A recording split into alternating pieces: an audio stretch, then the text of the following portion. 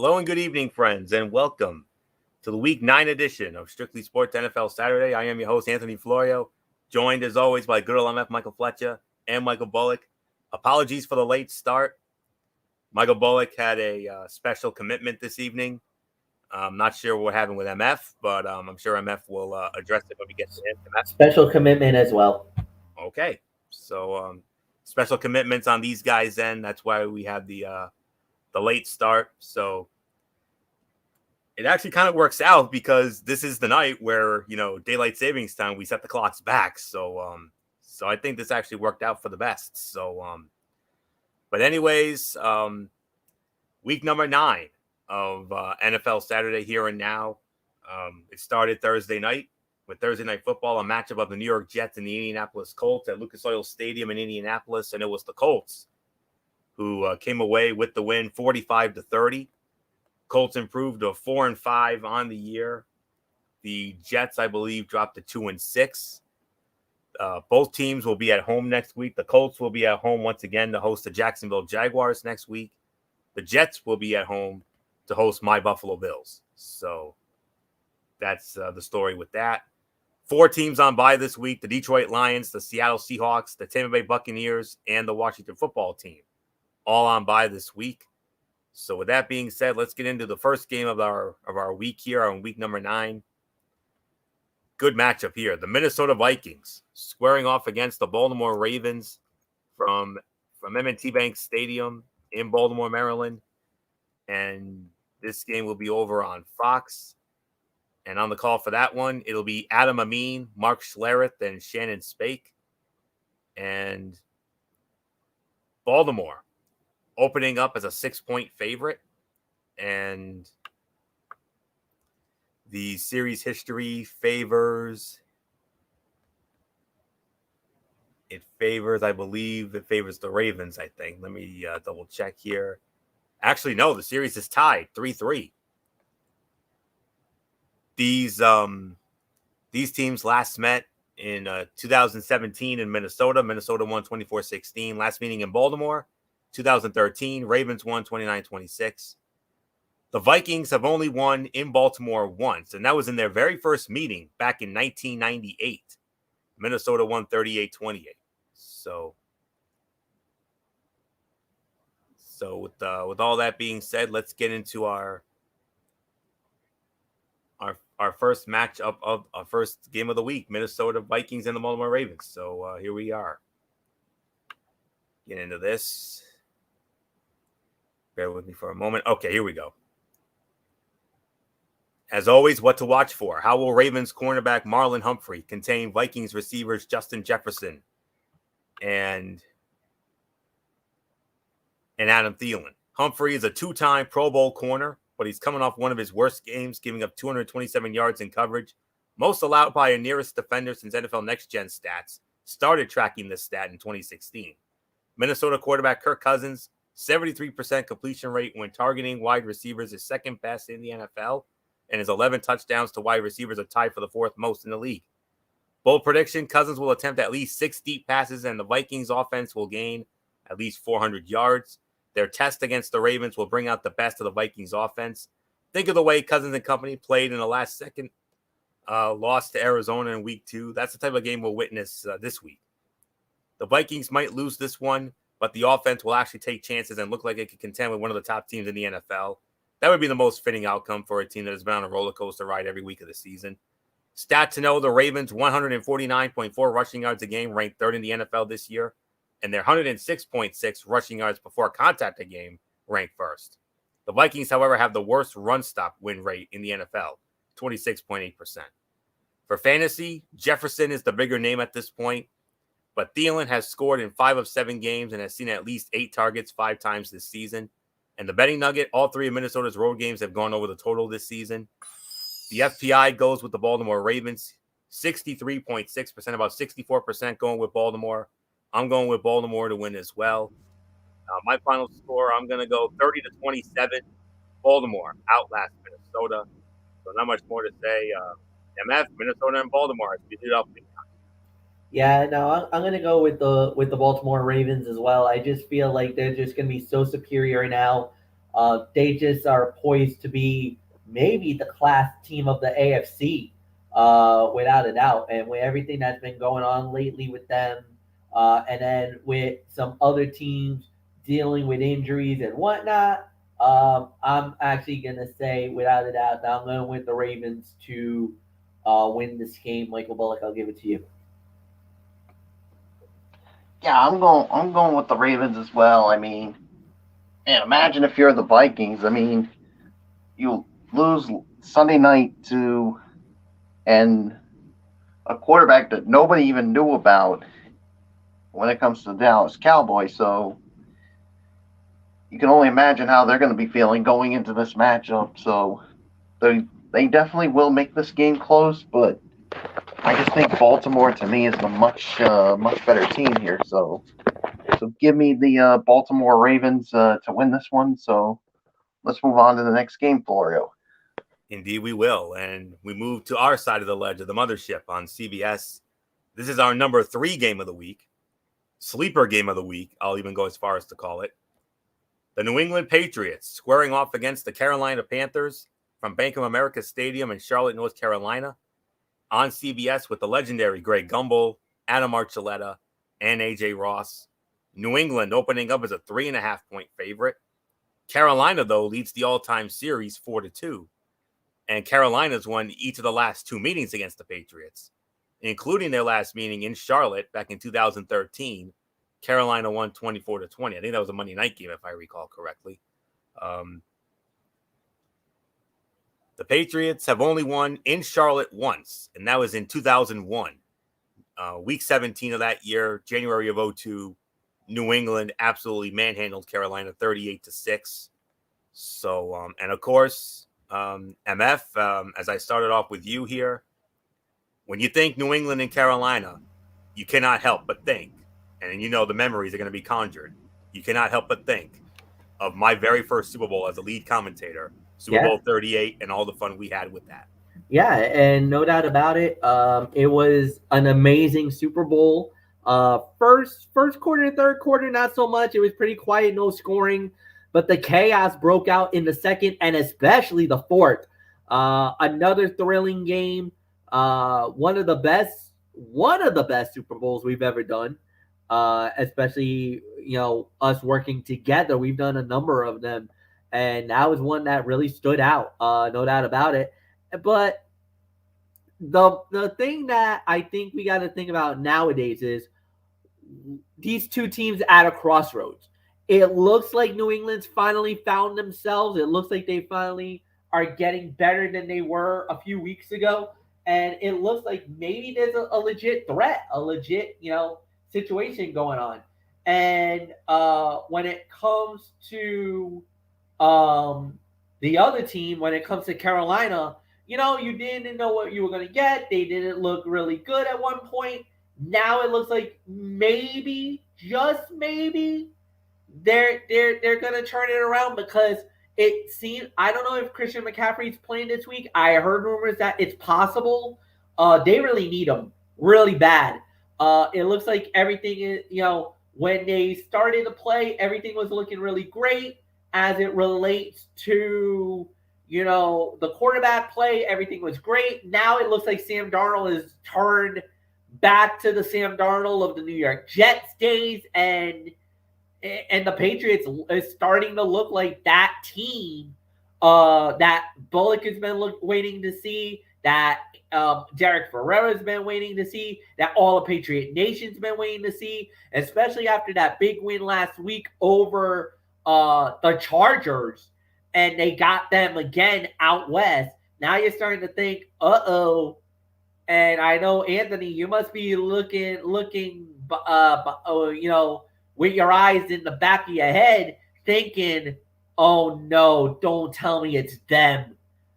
The Lalilulelo, the New England Patriots are gaining on Buffalo, and game and a half out.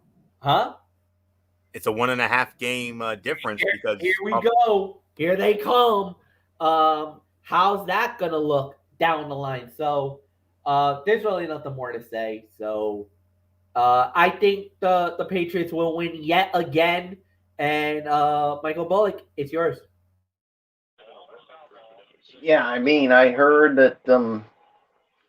Yeah, I've been hearing things about Christian McCaffrey. I mean, I think as of right now, I'm hearing that he could be a game time decision, but we'll wait and see how it goes. But like you said, the Carolina Panthers really need him because it seems like Sam Darnold is back to who he was, and if he's like that, it could be a long afternoon for the Carolina Panthers. And yeah, the Patriots. I mean, getting a significant win over a team like the Chargers and only a game and a half out of the AFC East. And I'm telling you, Florio, I don't know how you feel about it, but I think the pressure's on your team, and you have yet to play us. So yeah, so we'll wait and see how the rest of the season goes. But anywho, I got New England winning this one. I mean, I've liked what I've seen from Mac Jones.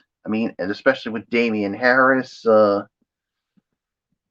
the defense has definitely made some big plays, especially after what we saw last week. So I'm going with the Patriots to win this one. Florio, it is yours. Yeah. Let's see if I can find it here. All right. What to watch for? How will the run game play out? Both teams will want to take away the run and force the quarterback to beat them. Carolina has been efficient with that against a pair of rookie quarterbacks this season, and the Panthers face another in the Patriots' Mac Jones. New England will likely face P.J. Walker with Sam Darnold in the concussion protocol, and Walker is prone to mistakes when he has to make a play. Bold prediction, Panthers cornerback Stephon Gilmore will pick off Jones in his first game against his old team. Hold on a minute, I got a pop-up video here. All right, pop-up video. All right. New England will likely face P.J. Walker with Sam Darnold in the concussion protocol, and Walker is prone to mistakes when he has to make a play. The bold prediction, Panthers cornerback Stephon Gilmore will pick off Jones in his first game against his old team, and the kickers, New England's Nick Folk and Carolina's Zane Gonzalez, will ultimately be the top story in a low-scoring game. Folk is 20 of 21 on field goals and 16 of 19 on extra points, while Gonzalez is 13 of 15 on field goals and 13 of 14 on PATs. Gonzalez is hot, coming off a game in which he hit 4 field goals, including a career-long 57-yarder. Stat to know, Patriots running back Damian Harris has 4 straight games with a rushing touchdown, the longest streak by a Patriots player since Rex Burkhead scored in 4 straight in 2017. The last Patriot to rush for a score in 5 straight games was LeGarrette Blount in 2016. For fantasy, that's now 4 straight games without a score for Panthers receiver DJ Moore, but he has seen at least 7 targets in every single game, including 5 games with 10-plus looks. Betting nugget, New England has gone over the total in 4 consecutive games. The FPI agrees with you guys when it comes to New England. New England, 58.9%, about 59% going with New England. I'm going with New England as well. And what will be an ugly game, 16-12, New England over Carolina. So not much more to say there. Let's move on to our next game. We go from our number 3 game of the week to our number 2 game of the week. The Cleveland Browns squaring off against the Cincinnati Bengals, Paul Brown Stadium, Cincinnati, Ohio, on CBS. Hello, friends. Jim Nantz, Tony Romo, Tracy Wolfson, they're going to be on hand for that one.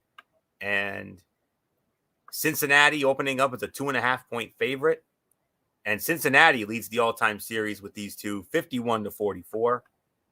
Last year, Cleveland won both meetings. So Cleveland won in Cincinnati 37-34 last year. The Bengals last beat the Browns at home the year before in 2019, 33-23. So not much more to say. Michael Bullock, you lead off on our number 2 game of the week when it comes to our side of the ledger. Cleveland Browns, Cincinnati Bengals, big game in the AFC North. Well, first off, Florio, I got to ask you this question. What the hell happened to the Cincinnati Bengals last week? Oh my God! I mean, I think that's what we're all asking ourselves. They lose to a no-name quarterback in Mike White. What's up with that? Let's just say, Florio and Fletch, that was UGLY. You got no alibi. Ugly. Bungles. Yeah, that was like the days of the Bungles, for gosh sakes. And I'm telling you right now, I think this Bengals team, I think they may have gotten a wake-up call from that. And let's not forget, there's also some drama going on with the Cleveland Browns, especially with Odell Beckham Jr., who's going to be placed on waivers on Monday. So I think this is the perfect time for the Bengals to get some payback after that embarrassing performance last week. So I got the Cincinnati Bengals winning this one. I'm actually going to go 24-21 is my final score. So, Florio, it's yours. Yeah. What to watch for? The outcome of this game will be determined by the ground attack.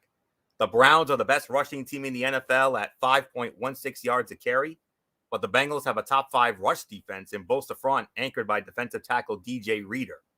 Cleveland will look to impose its ground game and control the clock, while the Bengals will try to test the Browns through the air. Expecting someone else? Excuse me 1 second. All right, let me see. Where was I before I was interrupted? All right. Bold prediction, the Bengals will load the box and hold running back Nick Chubb to fewer than 50 yards rushing, taking advantage of the turmoil surrounding the Browns' passing game. Chubb had a season-low 61 rushing yards last weekend against the Steelers. Stat to know, Cincinnati receiver Jamar Chase's 786 receiving yards this season are the third most in the NFL this season and second most all-time in a player's first 8 career games. Harlan Hill had 802 in 1954. He needs 84 more tomorrow to pass Marcus Colston of the New Orleans Saints in 2006 with 869 for the most receiving yards through a player's first 9 games. For fantasy, Bengals quarterback Joe Burrow has 3 straight games with 3 touchdown passes, tied for the longest streak in franchise history with Carson Palmer in 2006 and Andy Dalton in 2013. The Browns have allowed 17 touchdown passes this season, third most in the league, and Burrow had 3 TD throws in each of his games against Cleveland last year. Betting nugget, Cleveland is 0-7 against the spread against divisional opponents since the start of last season, and 0-3 against the spread against teams with winning records this season. FPI, slight favorite goes to Cincinnati, 52.9%, 53% going with Cincinnati. I'm going with the Cincinnati Bengals to bounce back from that embarrassing loss a week ago. I'm going to go 30-19. Cincinnati gets back on track. They knock off Cleveland, add to their woes. So not much more to say. MF, I mean, number 2 game of the week here, big game in the North. Can the Bengals bounce back after that absolutely putrid performance in the Meadowlands against that no-name quarterback Mike White and the Jets? No, that wasn't putrid. That was a freaking dumpster fire. What happened last week? I really got nothing more to say on that one. And like Michael Bullock said, Cleveland is a walking disaster right now. They're really having a tough time, and I think they will. I think they will bounce back. I think I kind of feel like Cincinnati is poised.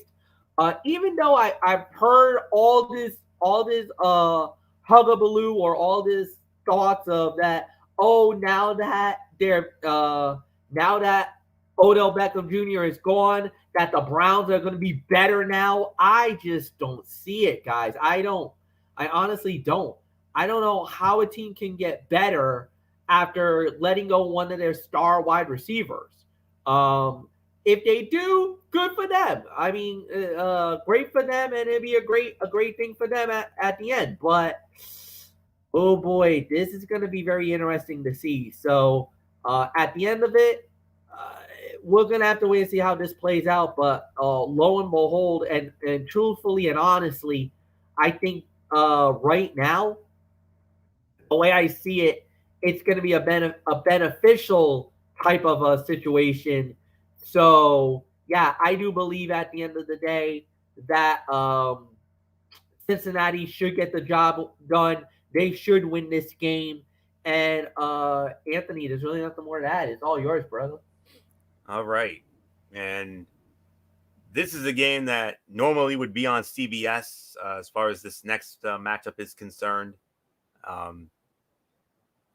This is a game that you would see on CBS because it's AFC at NFC, but it got cross-flexed over to Fox. And had it not been for that, I'll be honest with you, this would have been our number 2 game of the week if it had stayed on our side of the ledger. And this is the second of 4 matchups this week, guys. I forgot to mention, 4 of our games this week are Super Bowl rematches from past Super Bowls. We already talked about the first one with New England and Carolina and that epic Super Bowl 38. And this next Super Bowl rematch is a rematch of Super Bowl 12, a matchup of the Denver Broncos squaring off against the Dallas Cowboys, AT&T Stadium, Arlington, Texas, Jerry World. Kevin Burkhardt, back from his baseball playoff commitments for Fox. Kevin Burkhardt will be reunited with his partners, Greg Olson and Pam Oliver. And Dallas opening up as a 10-point favorite. Denver leads the all-time series 8-4. Their last meeting in Denver won, I just noticed this. The Broncos have actually won 6 straight against the Cowboys, including the last meeting in Dallas. We'll never forget it. It was that wild and crazy game back in 2013 where Denver won 51-48. Who will ever forget that show? That offensive show they put on. The Cowboys have not beaten the Broncos at home since 1995, 31-21 at the old Texas Stadium. And that was also the last time the Cowboys have beaten the Broncos overall because the Broncos have won 6 in a row against the Cowboys. So that being said, let's get into this matchup. What to watch for? How will Cowboys quarterback Dak Prescott fare after missing a game? He was held out last week because of a calf strain. But remember that he threw for 403 yards and 3 touchdowns in the season opener after missing most of training camp. The Broncos are allowing only 17.1 points a game this season, but will not have pass rusher Von Miller, who was traded to the LA Rams at the start of the week. We'll address that later. That will help Dallas make up for the likely absence of left tackle Tyron Smith. The Cowboys have scored at least 35 points in 8 straight home games with Prescott as their starter. Bold prediction: in the Broncos' first game without Miller, Denver will sack Prescott at least 3 times, but it will need a lot more than that for any chance at an upset, given Prescott has essentially been a touchdown factory this season. The Chargers are the only team to hold him to fewer than 3 touchdown passes in a game this season. The Broncos will need to defend far better in their nickel package on defense, and their own offense will have to be something more than the stuck-in-neutral group it has been for much of the year. Stat to know, the Cowboys have 3,184 total yards this season, about... Excuse me. Okay. Another pop-up video there. All right. Cowboys have 3,184 total yards this season, about 455 a game. They could become the 5th team with 3,600 total yards through the first 8 games of a season in the Super Bowl era, and first since the 2014 Indianapolis Colts. Looking to contribute will be receivers CeeDee Lamb and Amari Cooper. Lamb is attempting to become the first Cowboys player with 100 receiving yards in 3 straight games since Terrell Owens did it in 2007, while Cooper is seeking back-to-back 100-yard games for the first time since he was with the Raiders. For fantasy, Broncos receiver Courtland Sutton has 3 top 10 weeks this season, but has finished outside the top 60 at the position in both games in which teammate Jerry Jeudy was active. Betting nugget: Broncos quarterback Teddy Bridgewater is 18-3 against the spread in his career as a road underdog, and 7-1 against the spread in his career when he's an underdog of a touchdown or more. FPI going with Dallas, 69.7%, about 70% going with the Dallas Cowboys. I'm going with the Dallas Cowboys to win this game as well. My final score, I'm going to go 33-24.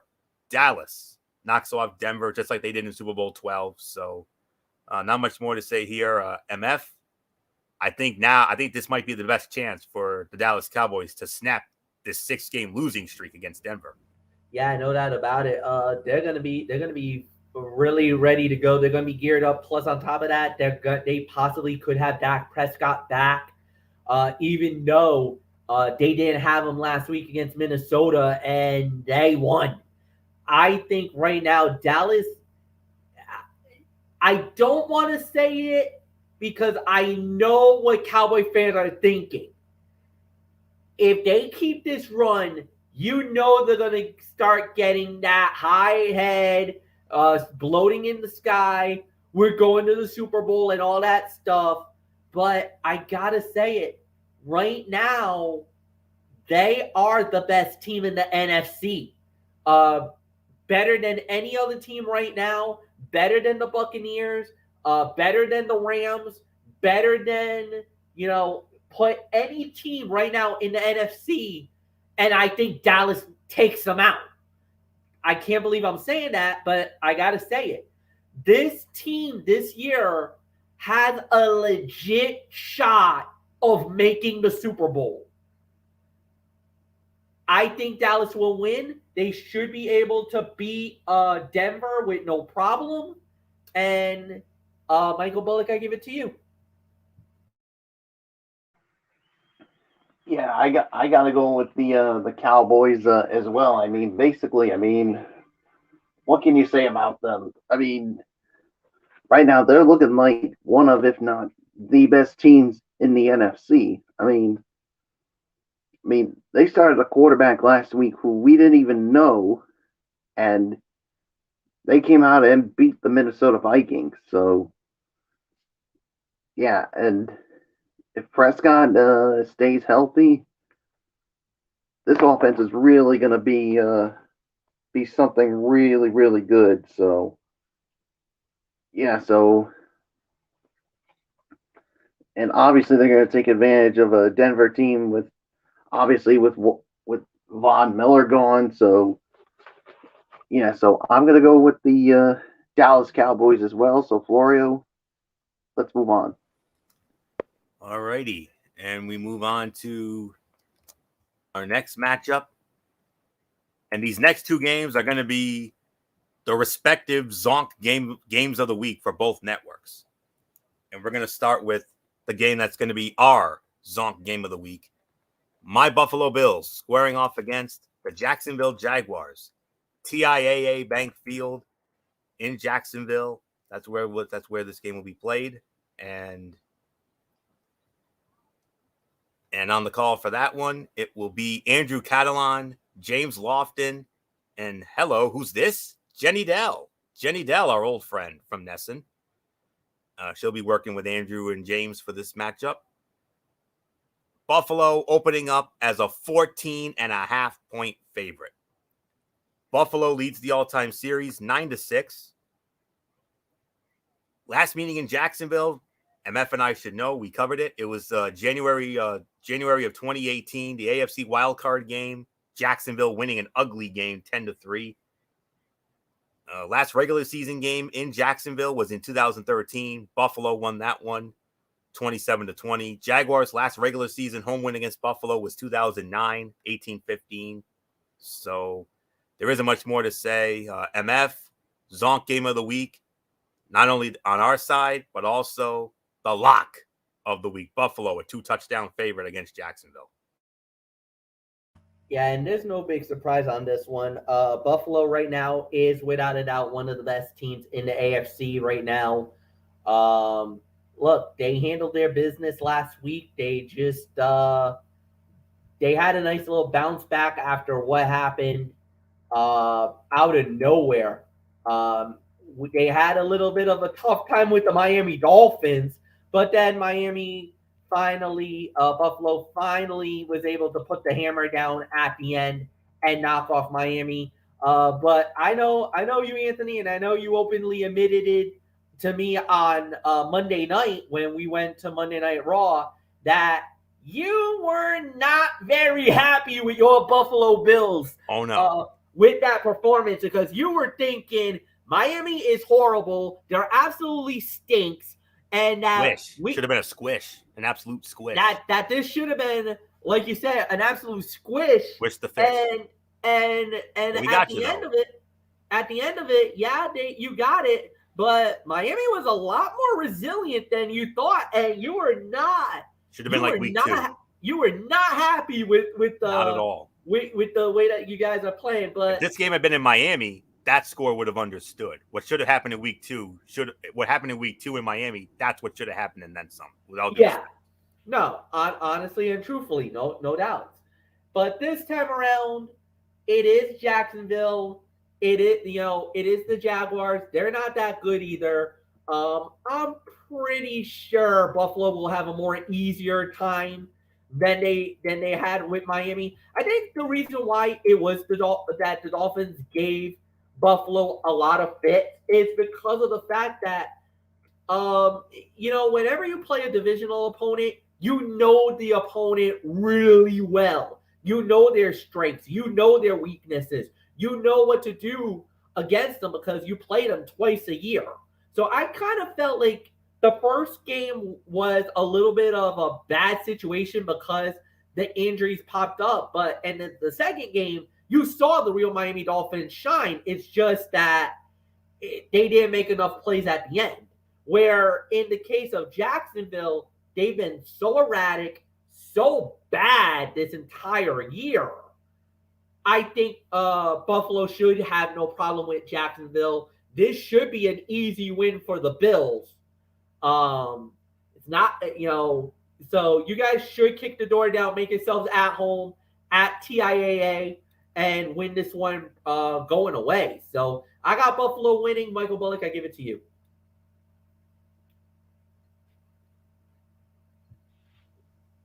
Yeah, I got Buffalo winning this one as well. They should have no problems with Jacksonville in this one. So there's really nothing more to say. Florio, it's yours. What to watch for? The Jaguars have one of the league's worst pass defenses, as opponent QBs are completing 74% of their passes. That ranks number 31, and have a 63.5 total QBR, last in the league against them. So this game could get ugly pretty quickly if Bills quarterback Josh Allen gets rolling. Allen has 6 straight games with at least 2 touchdown passes. Teddy Bridgewater, Tua Tagovailoa, and Tyrod Taylor all threw for 300-plus yards against the Jags. So watch for Allen, Stephon Diggs, Emmanuel Sanders, and Cole Beasley to have big days.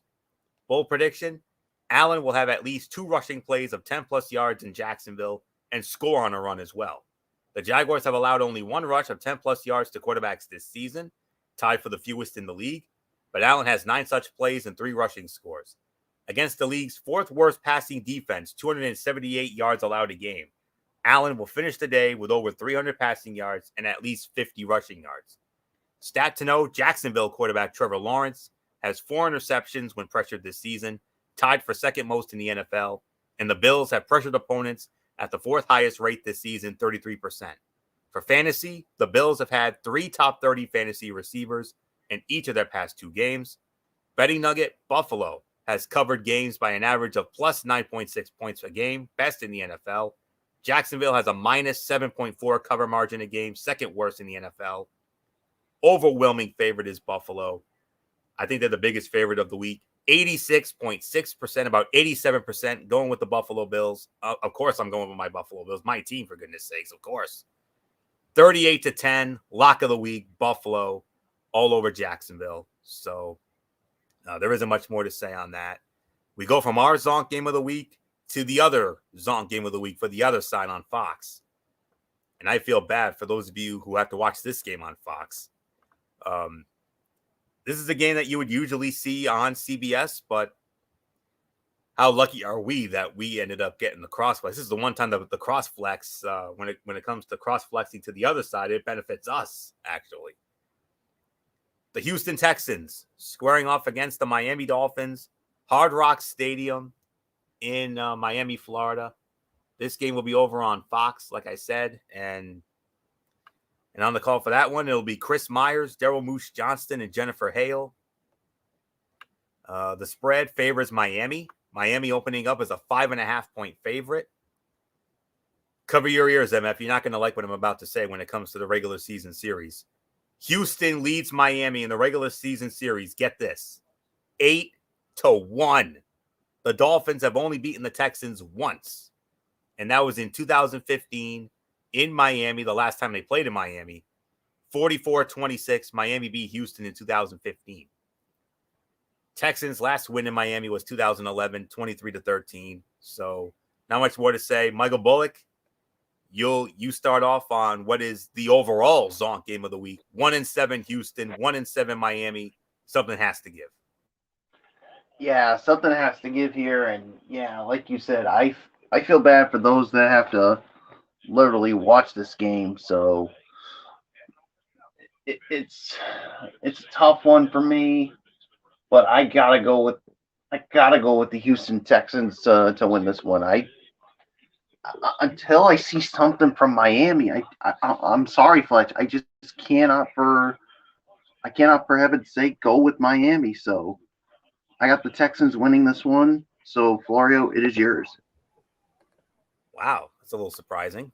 Let me see what I have. What to watch for? The Dolphins rank 30th in yards a game and dead last in yards allowed, but the Texans are 31st in yards a game and 30th in yards allowed. On either side of the ball, tomorrow's matchup should prove to truly be a meeting between stoppable forces and movable objects. But Houston quarterback Tyrod Taylor is set to return, and in 7 games against Miami, he has completed 66% of his passes for 1,443 yards, 10 touchdowns, and no interceptions. Bold prediction, and this is only a bold prediction. This is not necessarily my prediction or anything. Bold prediction, the Texans will win. Yes, they're playing a team that is also 1-7, but in Houston's 7 straight losses, the team has barely been competitive. Taylor's return from a left hamstring injury suffered in week 2 will be the difference. Plus, the Texans are 8-1 all-time against Miami. Stat to know, Miami quarterback Tua Tagovailoa has 3 straight games with a total QBR over 50 for the first time in his career, and he has the 8th best total QBR in the NFL in weeks 6 to 8, 62.6. For fantasy, over his past 6 games, Dolphins receiver Jalen Waddle has 3 top 20 finishes and 3 finishes as WR60 or worse. How lucky do you feel? Betting nugget, Miami has failed to cover 5 straight games. FPI, well, here's some encouraging news for MF. FPI likes Miami in this one. 73.7%, about 74% going with Miami. And like I said, that bold prediction I just read, that's not my bold prediction. That's just a bold prediction I came across. I always like to share those with you guys. But with all due respect, Michael Bullock, I respectfully disagree with you. I'm going with the Miami Dolphins to win this game. I think they're due. My final score, 24-20. The Miami Dolphins finally get off the schneid here, and they should get their second win at home against the Houston Texans. So, despite those numbers I just said, so I just think Miami's the better team, and I think Miami is due. So, 24-20, Miami wins. MF, I mean, I know obviously this week you've been riding high, obviously after your Bravos won the World Series first time in '95, but tomorrow, win or lose, it's back to reality for you, bud. Yeah, I mean, no doubt about it. I mean, is there a possible chance where the Dolphins could win this game? Yes, I mean, no doubt about it. But apparently, if you believe what you hear about who the starting quarterback for Houston is going to be, apparently it's going to be Tyrod Taylor. And I hate to say this, Tyrod Taylor actually owns the Miami Dolphins. During the years that he played for the Buffalo Bills, he's 6-2 against Miami with 10 touchdowns and 0 interceptions. So, there's always that thing about, certain quarterbacks having numbers for certain teams and everything else. And, there's always the thing about, Tom Brady doesn't like playing against the Dolphins because out of all the teams in the NFL, he's got a losing record against the Miami Dolphins. Now, periodically, curiosity, whatever, you're thinking, Houston's owned Miami. There's never been a really good team, and this and that, blah, blah, blah, blah. This has the makings of Houston winning this game. It does. But I kind of feel like, after the Buffalo performance last week, where it was a loss, yes, but they played tough and they played literally to the end, where it could have gone either way. I kind of feel like Miami just needs a little something, and I think they're going to get it. I'm going to go with the Dolphins to win over Houston And let's move on. Next game. All right, and we got 2 early games left. And the next one, it features the Atlanta Falcons squaring off against the New Orleans Saints from the Mercedes-Benz Superdome in New Orleans, Louisiana. And this game is over on Fox. I'm just going to look something up real quick. First meeting. Okay, this is the first meeting. I just wanted to be sure on this because you know how I am about divisional matchups. This is the first meeting between these two. So, and this game over on Fox. And on that call, it will be Kenny Albert with Jonathan Vilma and Sarah Walsh. New Orleans opening up as a 6-point favorite. And very close, very almost a dead even series rivalry here, series history rather. Atlanta leads the all-time series very closely, gentlemen, 52-51 in favor of the Atlanta Falcons. However, the Saints have won 3 in a row against the Falcons, including last year's game in the Superdome. Saints won 24-9. Falcons' last win in the Superdome was the year before, 2019. That was a 26-9 win for Atlanta. So we go back to the top with me for this Falcons-Saints matchup. What to watch for? The Saints have handled adversity remarkably well so far this season, but now they need to prove they can keep doing so without starting quarterback Jameis Winston after his season-ending ACL tear. The Falcons' offense will also have to adapt while star receiver Calvin Ridley takes time to focus on his mental health. An upset road win against their biggest rivals could provide a needed spark. Bold prediction, Saints running back Alvin Kamara will finally have a receiving touchdown against Atlanta, and he'll add 2 rushing touchdowns as well.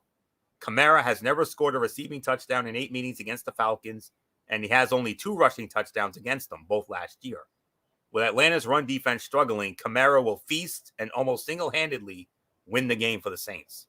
Stat to know, New Orleans defensive end Cameron Jordan has 2 straight games with a sack, and he has 21 sacks in his career against Falcons quarterback Matt Ryan, the most sacks for a player against a single quarterback since sacks became official in 1982. He is 3.5 sacks shy of reaching 100 in his career, and he would join Ricky Jackson as the only Saints players to reach that mark with the team. For fantasy, in Week 3 of 2018, Ryan went off against the Saints, racking up 40.2 fantasy points and averaging 1 fantasy point per pass attempt. In the 5 games since, he's averaging just 14 fantasy points and 0.3 fantasy points per pass attempt against their divisional rival. Betting nugget, New Orleans is 26-12 against the spread against divisional opponents since the start of the 2015 season, the best mark in the NFL. The FPI goes with New Orleans, 70.4%. That's 70% going with New Orleans. I'm going with New Orleans as well. It's always a shootout when they get together. Not an insanely high shootout, but it's going to be a high-scoring game nonetheless. I'm going with New Orleans to win. My final score, 31-24. New Orleans outlast Atlanta, in which to be another fun shootout in the Superdome between these two high-powered offenses. So, not much more to say. MF for New Orleans. It's Trevor Siemian's team now that Jameis Winston is out. Of course, you also got Taysom Hill. Can the Saints keep it going? They've won 3 straight against Atlanta. Do I hear 4?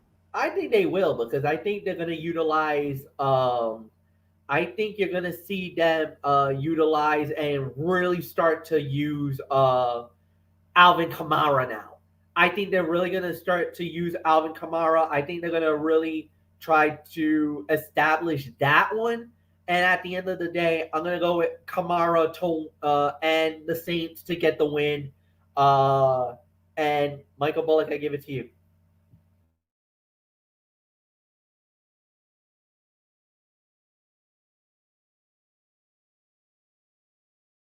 Bullock, are you there? Oh, I guess we've lost Bullock. We'll keep an eye out for him for when he comes back. So I'm sure he's going to be back momentarily because I think he might have pressed the wrong button or something. So first meeting between these two this year in the Superdome, and it's always fun when they get together. High scoring affairs. Usually these games are very high scoring, and Okay, we got him. All right. All right, Michael Bullock, come on in. It's your turn now. Your thoughts on the Atlanta Falcons and the New Orleans Saints in the Caesars Superdome? Yeah, I'm gonna go with the Saints as well. I mean, yeah, I mean, like you said, I mean, especially when you got Alvin Kamara, and let's not forget another thing, the returning Mark Ingram as well. So that could definitely help with that running game too. So I got the Saints winning this one as well. So let's move on, Florio. All right, and we're going to move on to our final early game of week number 9.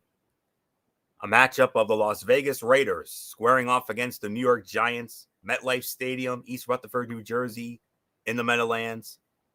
And on the call for that one, it will be Kevin Harlan, Trent Green, and Melanie Collins. Raiders opening up as a 3-point favorite. And the series history also favors the Raiders. Raiders lead at 8-5. Their last meeting was in Oakland in 2017. Raiders won 24-17. Last meeting in New York, 2013. Giants won 24-20. The Raiders have not won in New York since they were the Oakland Raiders back in 2001. That was a 28-10 win. Giants had won the previous 2 meetings. But in all seriousness, though, MF, as we start with you on this one, it's already been a hard times year for them, even though they're doing well. I mean, I think they're right up there in the AFC West. I think they have the lead in that division as of now. But first, I mean, we thought it couldn't get any worse than the whole John Gruden controversy. But unfortunately, it did after that disturbing news of Henry Ruggs. Yeah, and it was so unfortunate. I don't know how you can recover from something like that. Everything about it is just awful. It's a heartbreaking situation. Obviously, our thoughts and prayers are with the families that got affected by this tragedy. Henry Ruggs made a very, very, very stupid mistake, and he's gonna pay dearly for his transgressions. And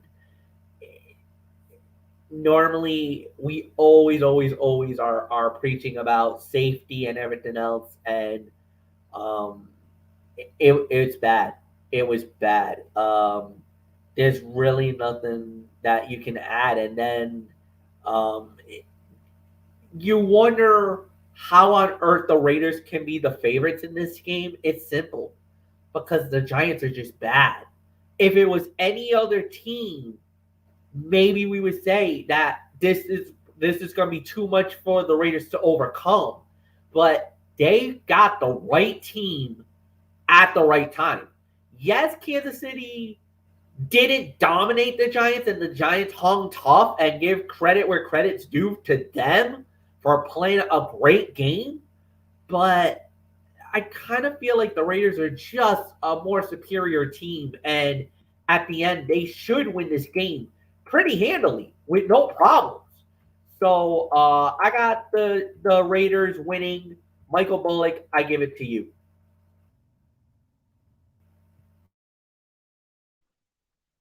Yeah, it's an unfortunate situation with the Raiders, especially with Henry Ruggs and the DUI, and obviously, and I've been hearing, guys, that there's a chance he could be spending 46 years in prison on these charges. So, yeah, Henry Ruggs made a stupid mistake, and it basically just ruined his damn career. And it's a damn shame. I mean, it looked like he was really coming on, and yeah, and then he decides to just throw his damn career away by driving under the influence, which is a stupid thing to do. So, yeah, like you said, even though things are going well for the Raiders, because since they're close in the AFC West, but these two problems they had, I don't know how you could just I can just ignore all that. So maybe it'll be something that'll bring this team together. So I'm going to go with the Oakland Raiders to win this one. So, but it would not surprise me if the Giants come out on top with this one. So, Florio, what's yours? Yeah, very disturbing indeed. And yeah, career of a lifetime cut short, man. Right down the drain, kid. I hope you love it. That's all there is to say on that. And shame on you, son. You deserve what you get. And he's facing those charges. I hate to say it, but I hope they do throw the book at him. I really do.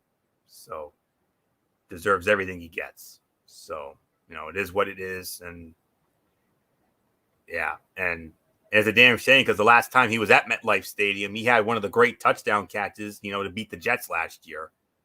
That was, that was hands down the best highlight of what ended up being a thrown away career. I mean, damn shame. But anyways, let's get into the serious business here.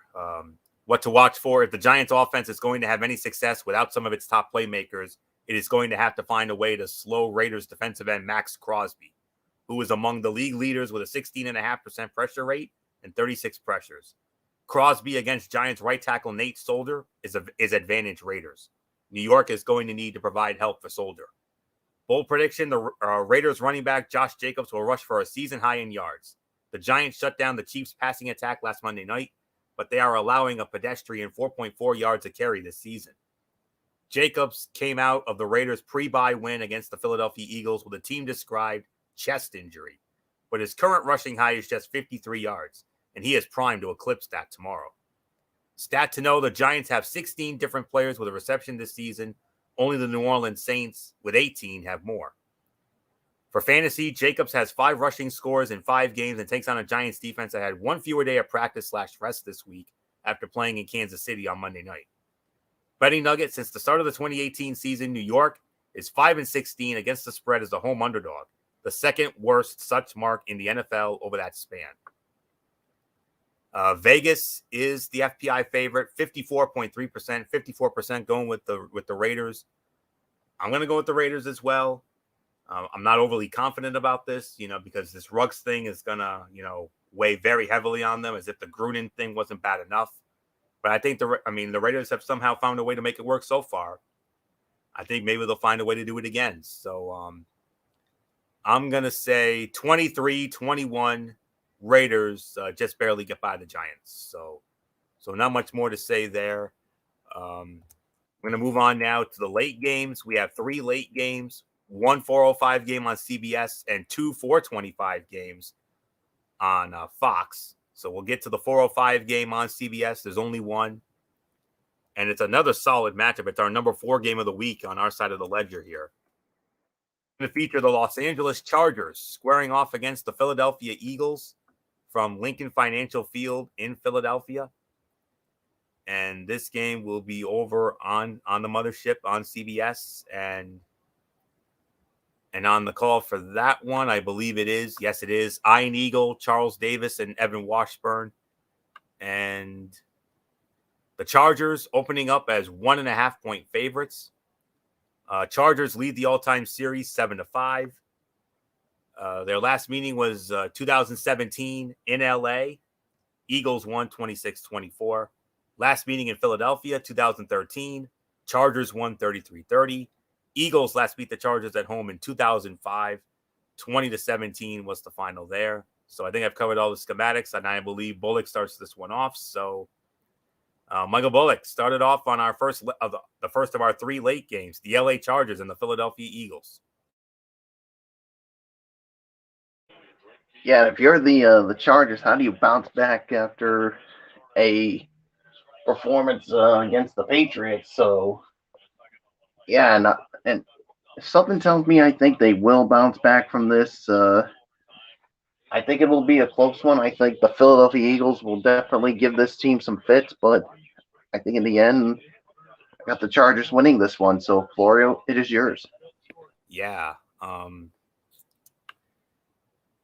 What to watch for? The Eagles finally dedicated themselves to the ground game last week against the Detroit Lions and rumbled for 236 yards and 4 touchdowns on 46 carries in a 44-6 romp. The Chargers, meanwhile, are yielding a league-high 160 rushing yards a game, leaving them vulnerable to a similar fate as Detroit. Los Angeles quarterback Justin Herbert needs to get off to a fast start and force the Eagles to play catch-up through the air. Bold prediction, Chargers defensive end Justin Jones will get his first 2 sacks of the season, more than he had in his entire career, 1.5. The Chargers rank 26th in sacks with 14, but they will get it going tomorrow. Los Angeles will bounce back overall, and Justin Herbert will throw for at least 300 yards for the second time in his last 6 games. Stat to know, Eagles quarterback Jalen Hurts has 12 straight games with 30 or more rushing yards, tied for the second longest such streak by a quarterback over the past 20 years. Baltimore's Lamar Jackson had 14 straight in 2019. For fantasy, Philadelphia receiver Devontae Smith has just 1 red zone target over the last 7 weeks. Betting nugget, all 3 of LA's road games have gone under the total this season. Closest spread of the week, Philadelphia is getting the slight nod from the FBI, 50.4%. I'm sorry, I don't like that because it's only 49.6 the other way. Got to be the closest spread of the week. This is damn near a pick 'em. But I'm going with the LA Chargers to win this game. My final score, 27-20. The Los Angeles Chargers defeat the Philadelphia Eagles and get back on track. And MF, I think they can get back on track after that tough luck loss to the Patriots on that pick 6 that killed them. Yeah, no doubt about it. You kind of have to feel like this team's going to come back after everything that has happened.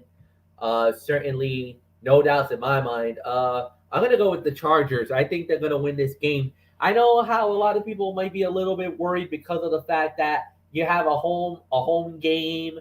You're at home. The Chargers are coming from west to east, so that might be the jet lag, whatever. But at the end of the day, I truly believe it. And I truly believe at the end it's going to be the Chargers winning the game. So I'm with you, Florio. Go ahead. Bullock, it's yours.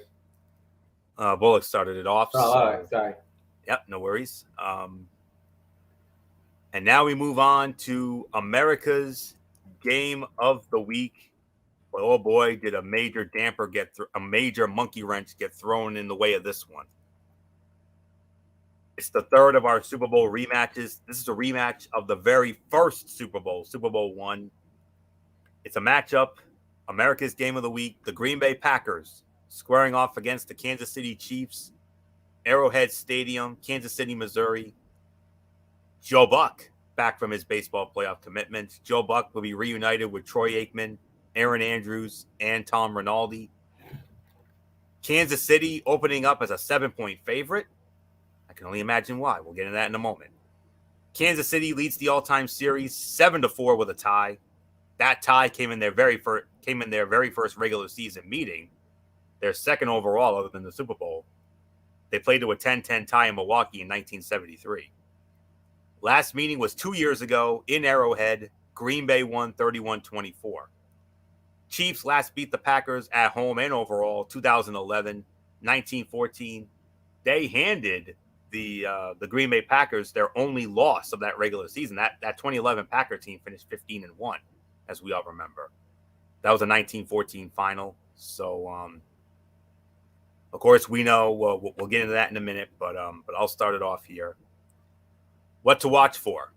The Chiefs have been lousy in defending the pass for much of the season, but recent history suggests they will play well against Green Bay quarterback Jordan Love. The Chiefs allowed a higher QBR than the league average of 51.6 against the 5 top QBs they faced this season: Baker Mayfield, Lamar Jackson, Justin Herbert, Josh Allen, and Ryan Tannehill. But they allowed a QBR of well below league average against Jalen Hurts, Taylor Heineke, and Daniel Jones. That speaks well for their chances against Love, who will make his first career start with Aaron Rodgers out on the COVID-19 list. Bold prediction: Love will play better than you think, throwing for a touchdown and rushing for another. He led only 1 scoring drive in 2 preseason appearances, and is making his first meaningful regular season appearance since he was drafted in 2020. But Love is jumping in with a team that knows how to win. Stat to know, Packers receiver Devontae Adams, 2 games with 10-plus receptions this season, trails only Chiefs receiver Tyreek Hill's 3 for the most in the NFL. Hill leads the NFL with 64 total catches this season. The only Chiefs players since the 1970 merger to lead the NFL in receptions in a season are Tony Gonzalez in 2004 and MacArthur Lane in 1976. For fantasy, Chiefs quarterback Patrick Mahomes is QB 20 over the past 3 weeks and hasn't finished a week better than QB 8 since week 4. His 10 interceptions are the most in the NFL. Betting nugget, Green Bay coach Matt LaFleur is 7-2 outright and against the spread as an underdog since 2019, but Rodgers started all of those games. The FPI going with Kansas City, 58.9%, 59% going with Kansas City. I'm going with Kansas City to win this game as well. My final score, 27-17. The Kansas City Chiefs defeat the Green Bay Packers at Arrowhead. And MF, it's a damn shame. I mean, it's almost like the universe doesn't want to see Aaron Rodgers against Patrick Mahomes for some odd reason. We thought we were going to be in the clear for this one, but then out of nowhere, Aaron Rodgers gets test positive for COVID. And then what was that yesterday on your boy McAfee show? What was that? That was very, very interesting. A lot of people has a lot of things to say. I'm not touching that. I'm leaving that one alone. Make up your own minds when it comes to what Aaron Rodgers said on the Pat McAfee show yesterday. That is definitely must see on YouTube.com. I will say that. Look, we're here to talk about football. That's what we're gonna do. Look, Kansas City has not been the best team this year. Without a doubt, I think finally people have figured out how to handle Patrick Mahomes. It looks like they've this year the team is daring them to basically, if you're going to be throwing it downfield, if you're going to sling the rock, then you're going to do it with with more coverage and more stunts, more zone. You know what? We're not going to blitz you or stack the box on you. We're going to have our front four try to muscle your offensive line, and you're going to have to go through tight windows and everything else. And unfortunately for Patrick, he hasn't been able to make all the perfect throws. He's had 19 touchdowns on the season, but he's got far more interceptions than he's had in his entire career. A lot of them are basically him doing way too much. Sometimes it's the receivers tipping the balls, and whenever you tip a ball, that's the worst nightmare for a quarterback. If a ball gets batted into the air, that's 50-50 ball. There's a number of ways this can go. I think Kansas City will win it. I think they'll bounce back. They'll get the victory here. Bullock, it's yours.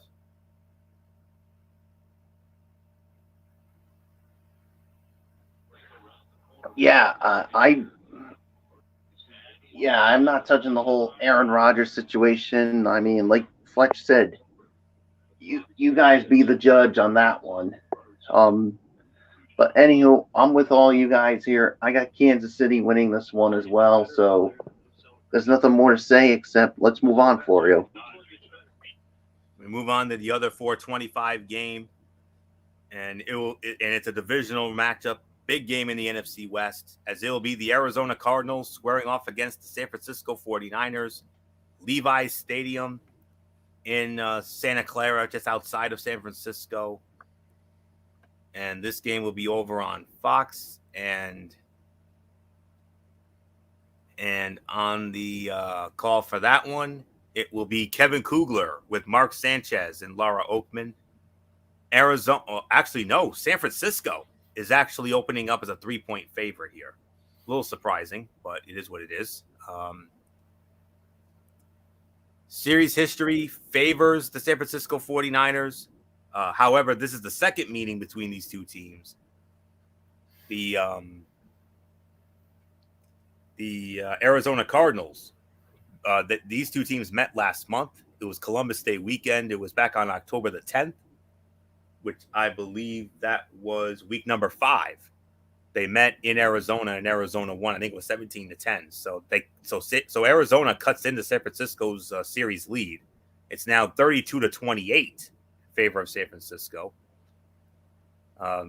Cardinals beat the Niners at home for the first time since 2018 in that win. Last meeting in San Francisco last year, obviously, Arizona won 24-20. Niners' last home win against Arizona was the year before, 2019. That was a 36-26 final. So, MF, we started with you here. Arizona, San Francisco. Can Arizona bounce back after suffering their first loss in that unbelievable Thursday nighter against Green Bay last time out?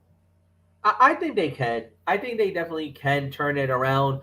They do have a major loss, though. J.J. Watt, his season is over. I think that's why you see the line going to that the line is heading towards the way of the 49ers because you got Jimmy Garoppolo. He's definitely looking good. And on top of that, George Kittle is coming back. He will play on Sunday. He's back from a long injury. Basically, Kittle is back in the lineup. And I think that's why I think a lot of people are now pushing the money towards the 49ers because they're starting to get all their weapons back. And Arizona is losing weapons. They are getting hurt. They're not at a full power, full strength, everything else. And I think a lot of people feel like that last game against Green Bay, some people are thinking Arizona got exposed. And I think that's why you're starting to see a lot of people shift to the side of the 49ers. I'm not buying it. I'm not believing that hype. I think it was just a bad night against a really good team. And I honestly believe that Arizona will figure it out and they'll get the win at Levi tomorrow. So give me the Arizona Cardinals to bounce back, get the victory over the 49ers, and Bullock, it's yours.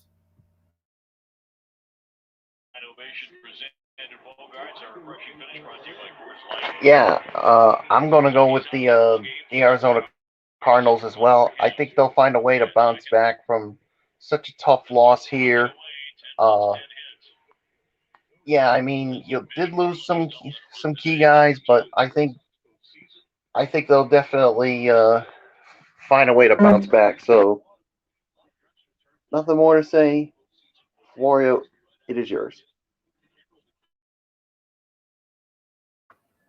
Yeah. Let me see what I have. What to watch for? These teams met less than a month ago, but a lot has changed on both sides. Cardinals quarterback Kyler Murray and receiver DeAndre Hopkins are dealing with injuries. Receiver A.J. Green is on the COVID-19 list, and defensive end J.J. Watt is out for the season. The Niners, meanwhile, expect to have kicker Robbie Gould and tight end George Kittle back from their injuries, and quarterback Jimmy Garoppolo will be available this time around. The first meeting was decided by 7 points, and this one should be similarly close, with the team that handles attrition better being the likely winner. Bold prediction, Cardinals quarterback Kyler Murray will throw for 300 yards and 3 touchdowns in a big divisional win. He will likely have his mobility limited to some degree, which will lead to him throwing the ball. Stat to know, Arizona tight end Zach Ertz has 7 catches for 108 receiving yards and a touchdown in 2 games with the Cardinals. He is one of 4 tight ends with 100 receiving yards and a touchdown over that span. Robert Tonyan, Green Bay's Robert Tonyan, Cincinnati's C.J. Uzomah, and MF's boy, Miami's Mike Gesicki. For fantasy, 49ers receiver Deebo Samuel has been a top 8 receiver 4 times this season, including each of the last 2 weeks. Betting nugget, Arizona is 4-0 against the spread on the road this season, while San Francisco is 0-3 against the spread at home. The FPI going with Arizona, 61.5%, about 62% going with Arizona. I'm going with Arizona as well. Close game.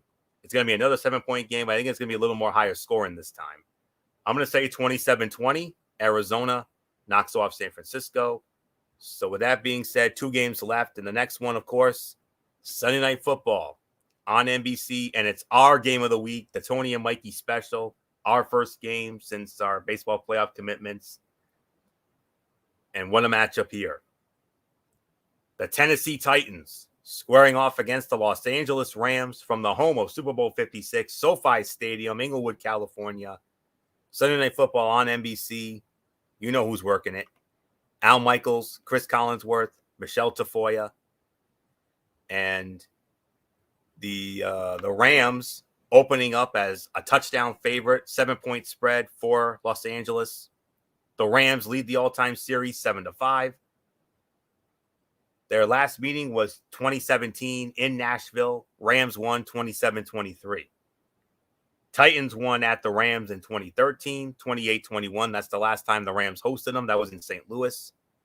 These two teams have not met in Los Angeles since the Tennessee Titans were the Houston Oilers, and that was in 1990. Rams won that game 17-13. The Titans have it. This franchise hasn't won in Los Angeles against the Rams since 1981. The Houston Oilers winning 27-20. So there isn't much more to say on this. So I believe this goes to Michael Bullock. So Bullock, our game of the week, the Tennessee Titans and the LA Rams. Just like with Green Bay and Kansas City, you know, Aaron Rodgers going down, that put a damper on that game. But, of course, the big damper on this game, obviously, for Tennessee, Derrick Henry, done for the season. Adrian Peterson going to try to pick up the slack. Yeah, Adrian Peterson, like you said, is going to have to really pick up the slack, especially, like you said, with the loss of Derrick Henry here. And it's going to be even tougher for the Titans, especially now that they got to deal with Aaron Donald and the newest acquisition in Von Miller. So it's going to be a tough go around for them. So, and of course for the Titans defense having to deal with the Rams offensively. So I'm going with the LA Rams to win this one. So Florio, it is yours. Yes, sir. What to watch? Well, and of course, let's also not. Well, I'll say it before when I get to MF because this is something we're going to have fun with. What to watch for? The Rams proved ahead of the trade deadline that they're once again all in on a Super Bowl run. Adding outside linebacker Von Miller to a defense that already included Aaron Donald, Jalen Ramsey, and Leonard Floyd. The unit ranks number 1 in the NFL with 25 sacks and brings in Miller, who has 4.5 of his own. Meanwhile, the Titans must move forward without running back Derrick Henry, the NFL's leading rusher, who powered them to a 6-2 start behind 937 rushing yards and 10 rushing touchdowns. Bold prediction, Titans edge rusher Harold Landry III will have more sacks than Aaron Donald, sacking Rams quarterback Matthew Stafford twice. The Rams have allowed 7 sacks this season, while the Titans have allowed 24 sacks. But through 8 games, Landry has 8.5 sacks, the most over such a span by any Titans player in franchise history. Landry will continue his streak of 5 consecutive games with a sack. Stat to know, the Titans allow a league-worst 216 passing yards a game to wide receivers, while the Rams average the most passing yards a game to wide receivers, 253. Leading the charge is the Rams' Cooper Kupp, who is the first player in the Super Bowl era with 900 receiving yards and 10 receiving touchdowns through 8 games. Kupp needs 76 yards to become the first player to reach 1,000 receiving yards in 19 games since the Titans' Julio Jones did it in 2018, then with the Atlanta Falcons. What to know for fantasy? Tennessee receiver A.J. Brown's 3 best weekly finishes this season have come in the last 3 weeks, and now he figures to get as many looks as he can handle despite a tough matchup with Derrick Henry on the shelf. Betting nugget, the over is 26, 7-1.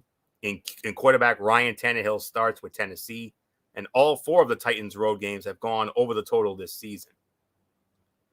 The FPI going with the Rams, 70.9%, 71% going with the LA Rams. I'm going with the Los Angeles Rams to win this game myself. My final score, 26-17. The Los Angeles Rams knock off the Tennessee Titans.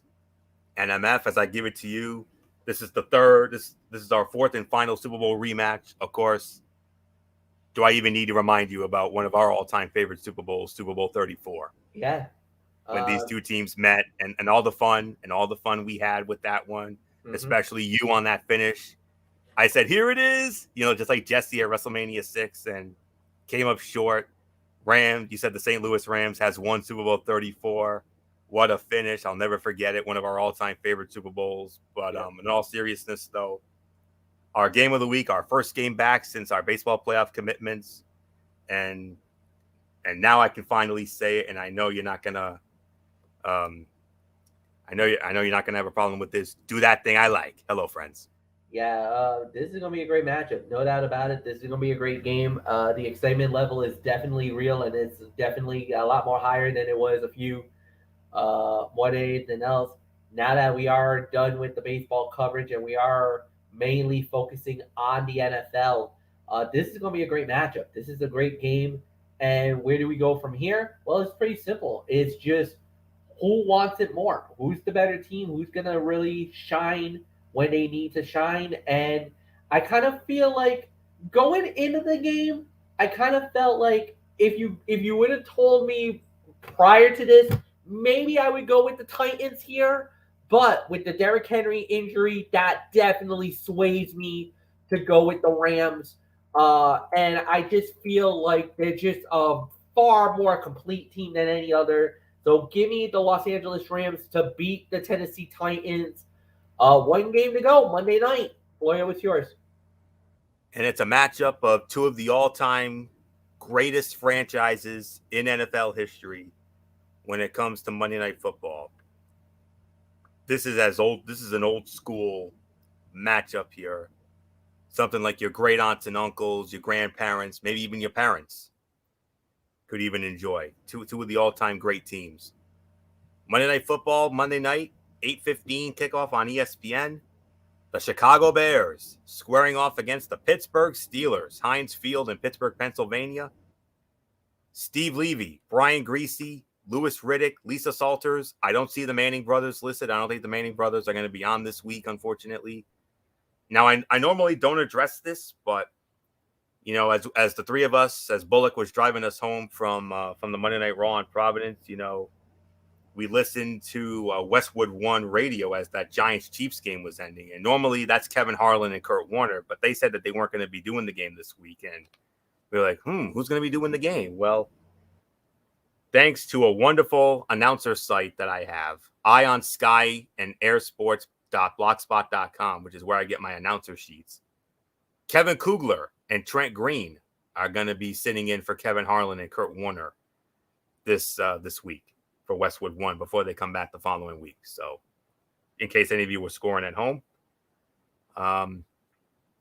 Pittsburgh opening up as a 6.5-point favorite, but Chicago leads the all-time series 19-7 with a tie.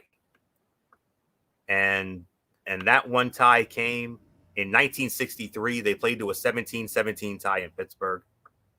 Last meeting was 2017 in Chicago. Bears won 23-17 in overtime. Matter of fact, the Bears have won the last 3 meetings in this series, including their last meeting in Pittsburgh in 2013. Chicago won 40-23.